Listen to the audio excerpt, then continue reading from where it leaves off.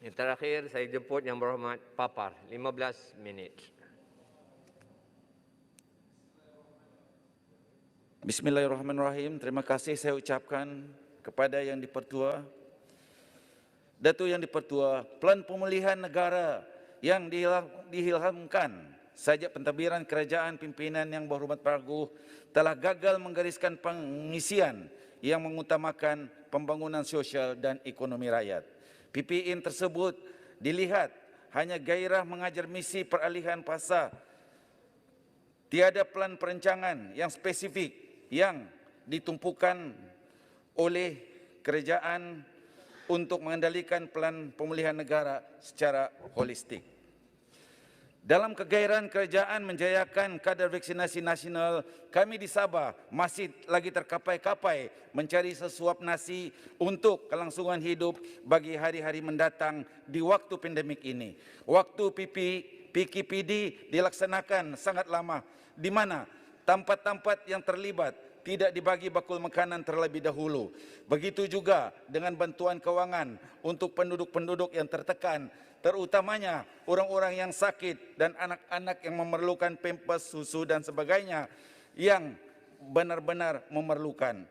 Seharusnya disediakan peruntukan bantuan awal sebelum melaksanakan PKPD. Intisari pertama ucapan bahasan saya tumpukan kepada perhatian Yang Amat Berhormat Menteri Kerja Raya. Seperti Yang Berhormat Menteri sedia maklum, infrastruktur logistik di kawasan luar bandar dan pendalaman di negeri Sabah masih lagi tidak memuaskan dari aspek pelaksanaan berbanding dengan jalan-jalan yang ada di Semenanjung. Di kawasan Paliman saya, Papar, masih ada lagi masalah-masalah yang diadukan kepada saya berkenaan dengan jalan penghubung yang belum lagi dimulakan kerja pembaikannya semula. Di sini selalunya terjadi apabila hujan lebat yang menyebabkan kampung-kampung ini akan dilanda banjir kilat yang sangat menyusahkan rakyat, di mana harta benda banyak yang musnah dan ada juga nyawa yang melayang. Kampung-kampung selalu mengalami kebanjiran adalah seperti Kampung Sulim Kinarut, Kampung Muk, Kampung Anak, Kampung Tenaki, Kampung Pedawan, Kampung Tomoy, Kampung Sapat, Kampung Beringis, Kampung Tempasak, Kampung Obai, Kampung Rapazan, Kampung Gana, Kampung Limawan, Kampung Langkuas, Kampung Sabuk, Kampung Seri Menanti dan juga Pakan Kinarut. Banyak-banyak lagi kampung yang saya tidak dapat sebutkan di sini.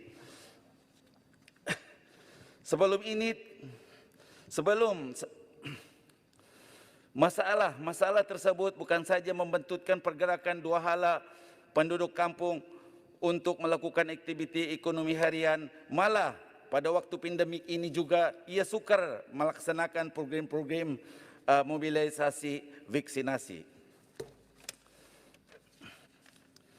Saya berharap kepada kerajaan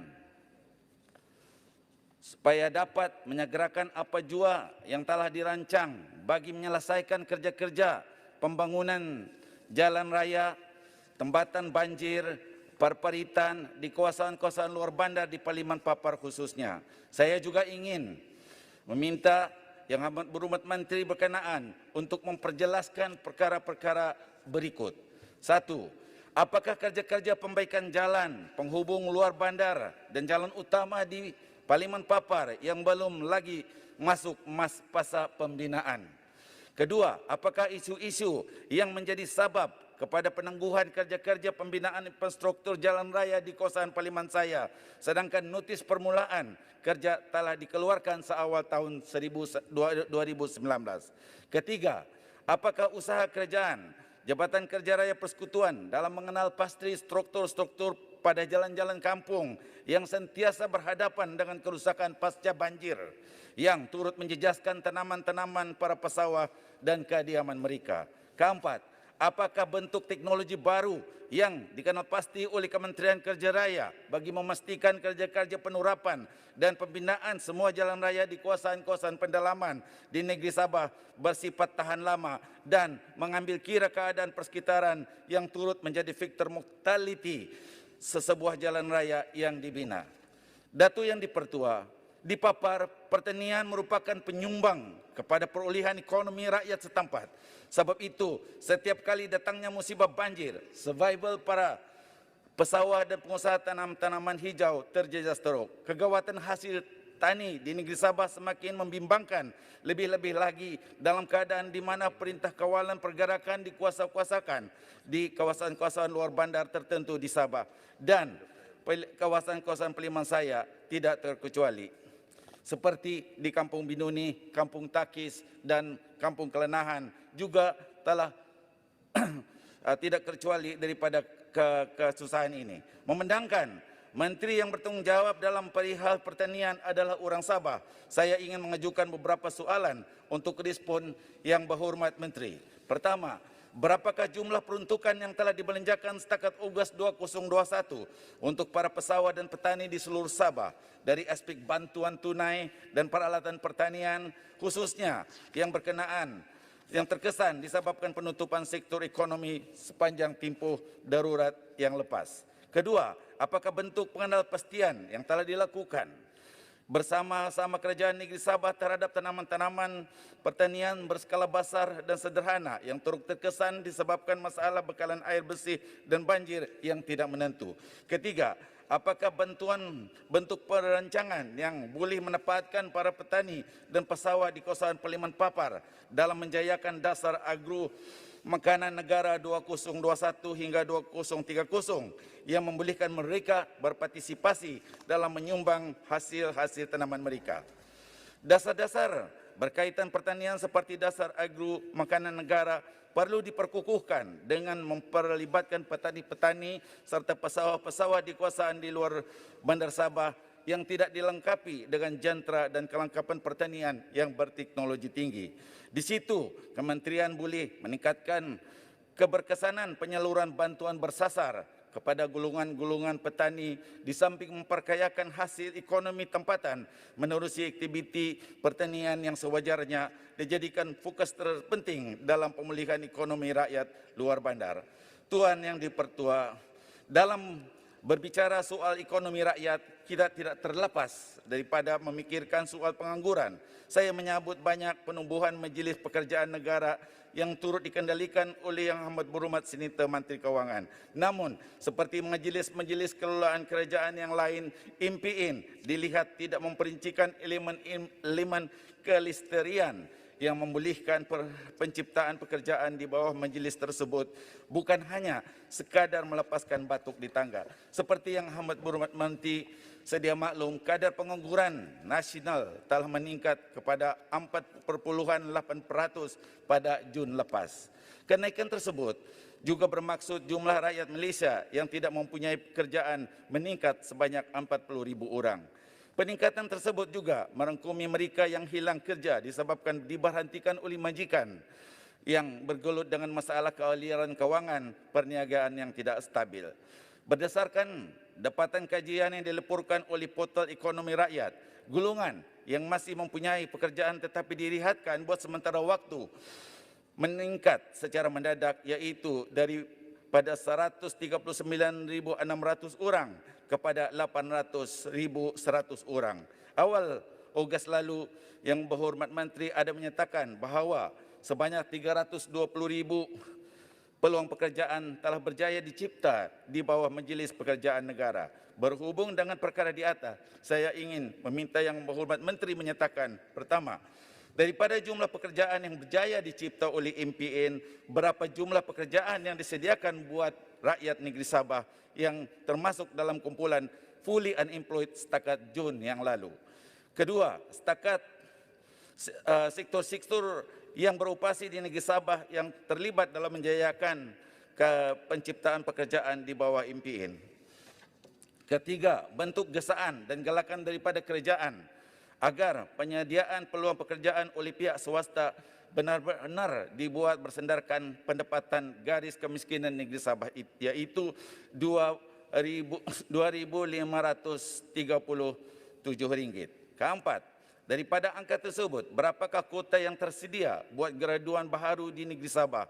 Dan apakah bidang kerja yang terlibat dalam penyediaan tempat buat golongan fresh graduate dari Sabah, khususnya graduan daripada Universiti Malaysia Sabah? Tuan Yang Dipertua, dalam proses memulihkan negara, kerajaan perlu menumpukan soalan pendidikan anak-anak kita, lebih-lebih lagi anak-anak daripada keluarga yang miskin. Sejak pandemik COVID-19 wujud, tahap pendidikan nasional terumbang-ambing disebabkan pelaksanaan pembelajaran dan pengajaran di rumah atau PDPR yang melibatkan penggunaan internet. Saya merayu dan memohon kepada Yang Amat Berhormat supaya menunjukkan kesungguhan dalam menyelesaikan masalah kepayahan anak-anak di luar bandar di negeri Sabah untuk menimba pendidikan. Di Papar, terdapat beberapa kawasan luar bandar yang bermasalah dari aspek pencapaian internet. Contohnya, Kampung Mandalipau, Kampung Kaidiwan, Kampung Kigadangan, dan banyak kampung lagi. Kampung-kampung ini telah menjadi tumpuan saya dan juga pegawai-pegawai Jabatan Pendidikan Daerah Papar, di mana para pelajar yang menatap di kawasan tersebut terpaksa berjalan kaki menaiki bukit semata-mata untuk mendapatkan capaian internet yang tidak memuaskan demi untuk mengikuti kelas-kelas dalam talian.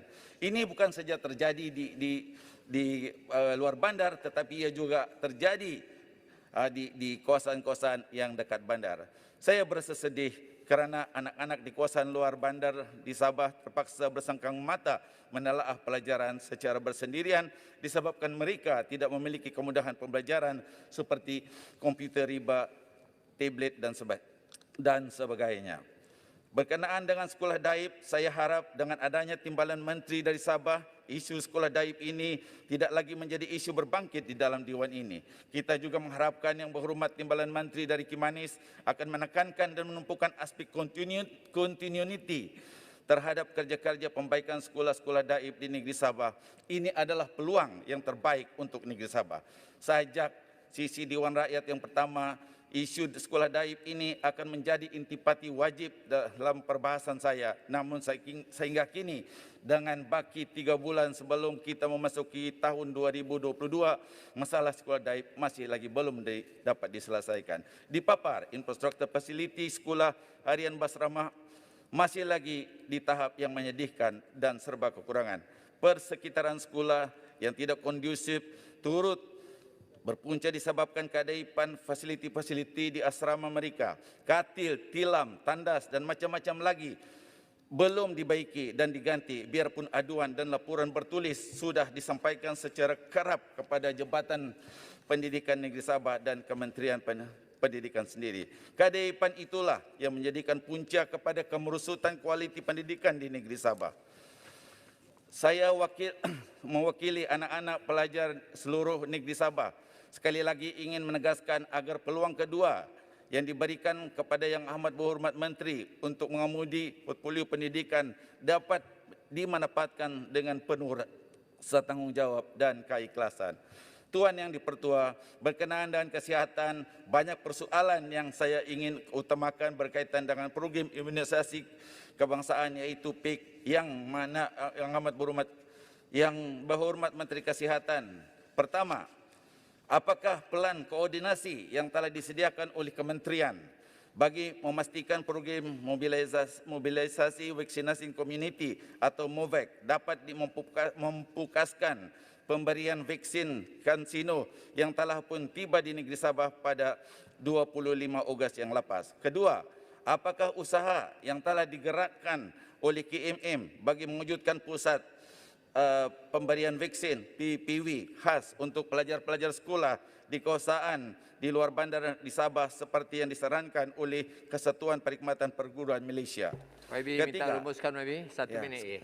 Ketiga, apakah dapatan daripada kajian yang telah dijalankan sendiri oleh Makmal Perubatan KKM terhadap keberkesanan ujian daya tahan badan untuk vaccinated person, memandangkan di United Kingdom penggunaan antibody test tersebut digunakan oleh umum. Keempat, daripada 6 juta dos Sinovac yang dibekalkan oleh Paman Niaga sebagai tambahan, berapa jumlah vaksin yang telah dihagikan secara berfokus untuk unvaccinated individual di kawasan luar bandar di Sabah, khususnya di Papar.